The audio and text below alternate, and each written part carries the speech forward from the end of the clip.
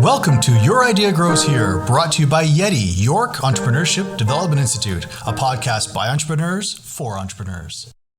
Welcome. G'day, and welcome to another podcast. This is where your idea grows here. Very excited. This is the podcast by entrepreneurs for entrepreneurs, and we are really hoping that our listeners gather some intel, shall we say, from experienced entrepreneurs out there from various different backgrounds, walks of life, who can share some tidbits on their journey, their struggles, their challenges, their ups, their downs, and we can all learn from that. And that's what we're looking at doing. Today is my pleasure to welcome on our set, Mr. Jay Wengle. Good morning. From Steam. How are you? I'm well, thank you. Good. Thank you. Good. I would rather let you introduce yourself a little bit and what kind of gets you up in the morning in terms of being an entrepreneur. So tell us a little bit about yourself and what it's like to be an entrepreneur. So I started, I've been an entrepreneur, I think, my whole life. I was the kid who took apart everything they could find, all their toys, figure out how they worked. In elementary school, I started my first business. I walked to school and all my friends took the bus. So I had the path by the grocery store, the variety store. I would pick up the chocolate and the chips and I would sell them at my school for a little bit of a surcharge. So I had my little piggy bank in the locker and I would take orders the day before and all my friends had snacks just by virtue of walking to school. So that was my first foray into entrepreneurship. And you know, it's interesting to me because I've heard some stories now from some people who are household names and other people who are up and coming who have this kind of entrepreneurial spirit or blood right from the beginning and doing things at a very young age. It's the classic lemonade stand, but even more. I find that really fascinating that you had that. Do you know where that inspiration came from in terms of, did your parents inspire it? Did your neighbors? Is it just something that you said, you know what, this is just what I want to do? Yeah, it really is just something that I decided to do. There was no one in my family in business, so I had no real role models in that sense. It was just, here, this is cool. I really loved chocolate as a kid, so fair enough. And so my friends, so I thought this is a great idea. Good. Let's fast forward a bit. Yeah. So now you're an adult and you're doing some sort of something for your career. Tell us a little bit about the transition from, let's say, normal life, working a job, to I want to be an entrepreneur. Yeah, I mean, I left, so I'm a teacher by training, a high school science teacher. And before that, I pursued different careers. So I actually got into teaching kind of later. I always liked working with kids since I was a kid. So I knew that was where my career was going to be, but I didn't know what format it would look like. And as a teacher, I was always looking for ways to give kids the things that I loved when I was a kid. I didn't do great. I didn't do great at sitting at my desk in school. Right. I was always in trouble. I was always at the principal's office. And because you had ants in your pants or what? I just couldn't focus, I guess, or I just was more interested in other things, except in science. In science and math, no problem. But stick me in geography class or English, I was just like, wasn't there. Right. So I made my own fun. And so when after many other career paths, when I was teaching in high school, I just really wanted to give kids hands-on experiences. And when I looked around, where did all the stuff that I loved go? The stuff that actually kept me in school was all gone. Elementary school took it all out. Even the high school I was at, very good high school, academic, but they didn't have hands-on programs. And I was with kids who are, these kids at my school are very, very bright, but you put a drill in their hand, they don't know what, you put a screwdriver in their hand, they don't know what to do with it. Right. How is that preparing them for life? So anyway, I wanted to give kids these opportunities, and so I started introducing hands-on projects into my classes in the things that I myself was interested as a child. I loved electricity. Right. I tried to catch lightning several times when I was younger. And was it the kite and the key? This was a large metal rod out my window my bedroom. Much smarter than my idea. Yeah, I took my parents' radio clock and I plugged it into the rod and stuck it out the window in a storm and somehow I guess my mom wasn't so happy about that, and my brother was an electrician, so Yeah. she relied on his advice to say Right. maybe not such a good idea. So I just want to take this moment to interrupt this to tell our viewers, we are really lucky to have you here in our podcast today. Yes. You could have been dead at an early age because of this, That's right? one, I mean, many times over, and a lot of the listeners can probably relate to their childhood playing with stuff. But yeah, so I was bringing in solar cells into my classroom, and teaching the kids how to solder. I got into gardens and building gardens, not because I had a green thumb, but a garden meant you could build planter boxes. So you got the tools there. You got to put irrigation systems in and solar systems in. So it was an excuse to bring hands-on projects to kids at school. So the focus is, I mean, I'm summarizing here. Yeah. So the focus is because you had this hands-on experience that you really enjoyed and it really kept you engaged in the classes. And then as a teacher yourself, you found that was lacking for whatever reason. We're not placing any blame at all on any type of government or ministry here. No. We're not. No, you're not. I'm not. Nobody is. We're just, it's out there somewhere, but we're certainly not blaming anybody. No. But the idea is that you had the power then to then say, how can I incorporate this first in my class, I assume, and then you leapt to running something outside of the school, right? Yeah. Tell us about that. Yeah. So I spent 20 years at overnight camp. Loved it. It was such a great thing for me, for the kids, for the staff. And so I really wanted to pursue that passion. I had talked about with a buddy of mine running a camp one day, like the camp that I was at. And anyway, that really had an impact on my life and really got me working with kids as well. So I started introducing these hands-on programs in electronics and tech and things at that overnight camp. It's kind of a mismatch because overnight camp is not really about tech, but it worked and the kids loved it. And so that was kind of the first foray into developing these ideas around what would become the STEAM project. Now we're going to stop right there. So let's tell the listeners what is the STEAM project, and we're going to have to also explain STEM. Yeah, so STEM, science, technology, engineering, mathematics, and then the STEAM came from, well, where's the aesthetic, where's the arts in that? So that STEM became STEAM, which is picking up in popularity, and that movement, I believe, really comes from the States and has moved its way up to Canada. But for me, that was really, to be honest, it was using a term that's becoming well known in academia to do what I always felt was the right thing to do. It was the hands-on activities, using all kinds of disciplines. And how long has the STEAM project been operating? So we started in 2016. Our the first kind of activities were, because I'm a teacher, I was teaching all year. So I had my summer. So that's how it started. Let's just run a summer program. Right. And we ran with 20 kids for 2 weeks. Right. To be honest, the parents thought we had been running all summer. They asked us, how was last session? And we didn't even run. We ran. You're like, 2 weeks, 20 kids. No, it was fantastic. We had such a great session. Good. So that was it. 20 kids for 2 weeks.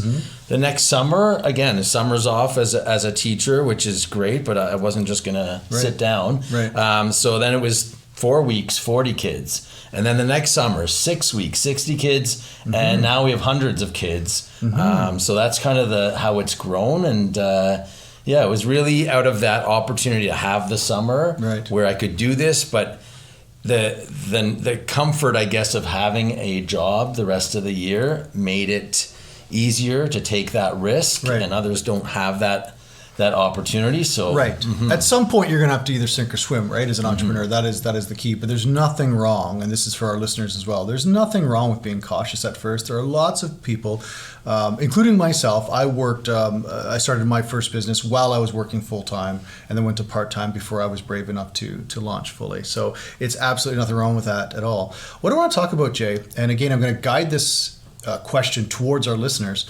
You were just talking about the growth you had. It sounded great, right? Every year you were growing. What's the tip? What's the learning point we can get from that?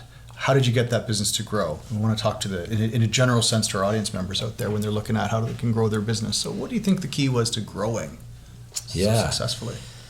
Well, we had something unique, for sure. So that was great. We also had the staff we had and the other teachers that I brought into this idea of a science, tech summer camp, definitely contributed. Having support and partners is critical, right? The people matter, and the counselors and people we found for camp. That gave the kids the great experience, which made the parents happy, which made them want to come back. So word of mouth obviously is, maybe it's not obvious, but it's critical when you're, especially in kids programming. One great experience and the parent tells two friends and they tell four, and you know how it goes. So that was one really important thing. I guess another is learning how to market. That's critical. We've talked before about that, and it's really hard to find ways to market that don't blow the bank.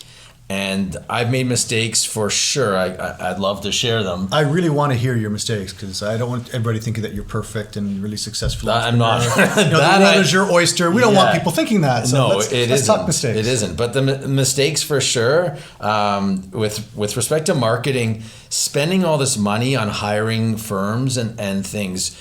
I'm at 3 firms and I've never been satisfied with how things have gone, because they never really understood the core of what the business was. It was almost as if it's just it's numbers and here we go, just give us the basic facts, and we would fill out the whole, you'd fill this whole report that they're trying to understand us, but it never really translated into someone who said, I really believe in what you're doing, and I'm going to figure out how to push this. Whereas bringing people into your business who are, even if they're new to marketing or whatnot, they just care. They have it means something, and that comes across. And I found those people, and they're young and they go on to new careers. So you don't get to stay with them long, which is really sad, but they really help more, I think, than these big companies that you're going to spend a lot of money on. And that's good. So again, let's dissect this for our listeners. So there's some really interesting advice here about marketing. Do you need marketing? Hell yeah, you can't survive without marketing. We all understand that. But the price will be something that you'll have to figure out yourself in your budget. There are large and small organizations and companies that can help out. But the bigger question, and that we're learning, is, do they truly take the time to understand your business? Will they help in the ways you want, or will they say, here's our formula, here's our algorithms, here's how we deal with Google? I'm not saying that's bad, by the way. I'm saying, but you have to know that as a purchaser, as a buyer. And for those of you out there who are marketers yourselves, also listen to the customer feedback, that sometimes it's more than just a survey and some numbers and what is your budget for Google AdWords. Sometimes it's really about getting to know that business. That brings me to the next question. You were talking about bringing on staff who are passionate about your business. Do you have an unofficial CMO? And the reason I'm asking this is because if you have someone in your business, it might be yourself, it might be someone else who's like, okay, you're kind of in charge of marketing, then that person from inside may connect with the external consultants or companies. Is that what's happening, or are you doing the marketing yourself? Yeah, we have someone who is doing the marketing now. They've kind of been there along the way for the last few years, stepping in and out because they're young. They're a young professional trying to figure out their career. Right. We want to support that, and so we're trying to be flexible with them pursuing those interests. Right. But they've been really helpful in growing this business. And you asked, how we grew and doubled every year. Definitely digital marketing. I mean, we've done the paper. It's been Google, to be honest, and I'm sure there's other routes we could do better on. But those Google searches, when you've got someone who already knows what they're looking for. Right. Facebook, for example, Instagram, we've had very poor success with paid marketing because you're paying whether they click or not. Right. You're paying. Right. Whereas Google, they're only clicking if they're interested, and you're only paying when they click. So, definitely Google, I saw those numbers when I started putting effort into that. Right.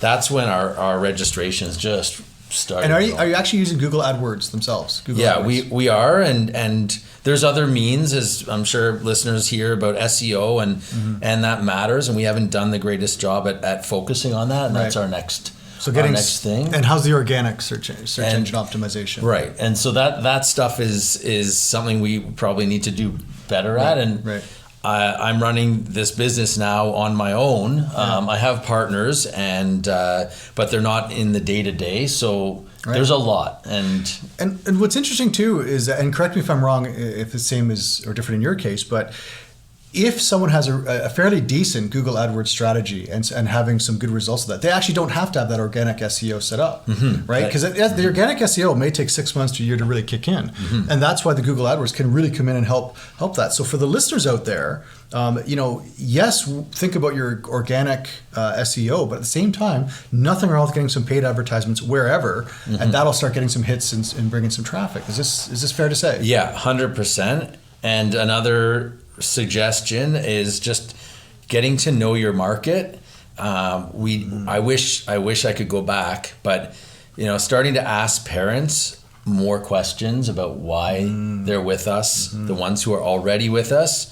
It's huge because we have these suspicions, but we don't really know until we ask the parents what's their reason. And using that language in our marketing is going to reach more parents like the ones who want to sign up. So ongoing market research, not just before you launch your business, but while you're doing your business, the collecting data at all times. It never stops, right? The market research should never stop. And then you can tailor it, right? And for the listeners out there, I want to ask you a question. This is a rhetorical question because, of course, you can't answer me back. But who is Jay's customer? Yeah. Think about that for a second. Who is Jay's customer? For those of you that are saying the kids, you're right. And for those of you that are saying the parents, you're right.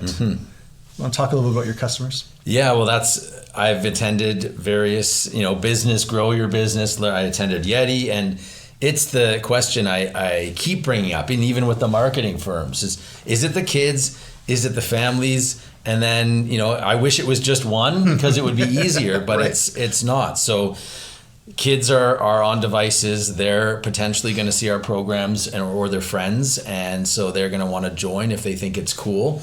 Kids make the decisions a lot of times in households too, which is more than in the past. So we need to make sure the kids are pushing their parents to sign them up, and then the parents also, they have their own wants for their kids. So the parents want my kid to be successful in whatever that looks like, and the kids aren't thinking necessarily about success, they're thinking about fulfillment. So we got to balance both of those, and that would affect both your marketing, of course, and also your data collection, your market research, and it's gonna keep you busy feeding the two-headed snake, so to speak. But that is what you need to do to make sure this business is successful, so that both parties are happy. Yeah. So again, it's a learning lesson for you and for other people out there to ask yourself, who is your customer, right? And make sure that there may be more than one, and make sure that they're both satisfied. You're addressing both of them. I love that.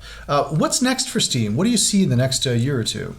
Oh, so many things. Much. This is not that long a podcast, but the ideas in my mind are I have to hold myself back and be patient, but the pandemic, because of the pandemic, we started offering hands-on programs for kids at home. So delivering the same kinds of things they do with us in person, delivered to their home with live instructors. Honestly, I mean, the pandemic, I think it is a success story because we made it through the pandemic, but we did very well during the pandemic in terms of keeping our staff and staying alive, and that's really important because our staff are everything, and they're a major reason why I want to do this. It's not just our clients who are the kids or the parents, but the staff who work with us are, a lot of them, they're university students, they're college students. They're also my kids, so to speak, and I want them to be successful. So having last year hired 100 staff during pandemic was like, wow, I'm so happy we were able to do that, and that's what we're fighting for. And this year, 150 staff is the plan. So nice. That's all. Yeah, it's so what's next is looking at that virtual, that make it home kind of business and seeing if there's still a life for that after the pandemic. Right. There's rural and remote communities that don't have STEM and STEAM programs in their neighborhood. Right. So they deserve the same experiences. So let's get stuff out to northern areas in Ontario and around Canada. Right. So that's one aspect. The other is we started a makerspace where year-round kids come after school and on weekends. We just were getting going and the pandemic happened. It all shut down, but we still have that, and that's also another area of the business that we want to keep growing. Right. And then looking at where's next. I mean, my dream is basically imagine a college, because more hands-on happens at college than university. I think everyone can I put my own. I gotta say this. I wish more students, even the most academic students, would go do a college program first, right, and then go to university if they choose. But I want that college experience for elementary school kids, even in high school kids. I want them to be able to walk into a place and they can do fashion design here and electronics there, and they can use milling machines and woodworking, everything that you have for college for 18-year-olds and college students and university students, there for this grade 3 kid who was like me and just wanted to make stuff. Great, excellent. And I love that vision. And that is also part of being an entrepreneur, is having a vision, because it will be challenged at times. But when you have that vision, which obviously you do, and it comes from such a point of passion and your history and who you are, we can see that as the entrepreneur grows, and then it affects the business, right? And so that's just my observations on knowing you and seeing this, that I would say that contributes to your success and the success of the business is because it's coming from that place of love. Very interesting. By the way, I had a very hands-on university, just in a different way, but I enjoyed it. So what I want to do now is I want to ask one last question, which is, it's an open-ended question. If you were to give one piece of advice to our listeners, and so it's something we haven't talked about, and kind of that parting knowledge as a seasoned entrepreneur that you are, what could you tell the people out there to pay attention to? Well, thank you for calling me seasoned. Well, you're welcome. It doesn't feel that way. Well, but yeah. We're no spring chickens. Honestly, you have to believe in yourself, and that's really hard sometimes. There's no regrets, but there are regrets. I just wish I had taken this leap 10 years earlier, because I was in a place where I could have. It would have been an even bigger risk in some ways, but when you're younger, you can take those risks, and it's fine. So before life kind of locks you into things, being able to do that earlier and just fail earlier is so valuable. So it would have been to, when you had the idea, go then. Don't wait for years to pass. Wow, that's really, really good advice, I think. And I think it's something that sometimes people need, that little kick in the ear sometimes to hear that, because entrepreneurs do have support, but they also have people who are naysayers, even if it's by accident, people that quote unquote care for them and say, well, I just don't want you to get hurt. And, I don't want you to, sacrifice your life for your career. There's a lot of people out there, family, friends, or whoever, who maybe believe they're doing the right thing, but they sometimes hold back the entrepreneur from starting. So it's really important to have that other support system, and what you're saying is your own internal fortitude to say, this is what I want to do and I'm going to go for it. I love that. That's great advice. If people want to find you or the STEAM Project, where can they find you on social media? Do you want to shout out your website or anything? Yeah, thesteamproject.ca. Excellent. Proud Canadian. Okay, that's it. I've really enjoyed talking to you. I've learned a bit more about you, which is fantastic for me, and hopefully, more importantly, our listeners have gained some knowledge. I hope so. Not just about the importance of hands-on STEM and STEAM, but also about being an entrepreneur and some of the ups and downs of that. Really appreciate the time, because your idea grows here. Thank you very much, Jay. Thank you. Appreciate it so much. And to our listeners, see you next time. We hope that you subscribe to our podcast. You can subscribe on Apple and Spotify podcasts. We're going to have weekly episodes. I will see you next week, or you'll hear me next week anyway. Join our conversation. Our hashtag is YourIdeaGrowsHere.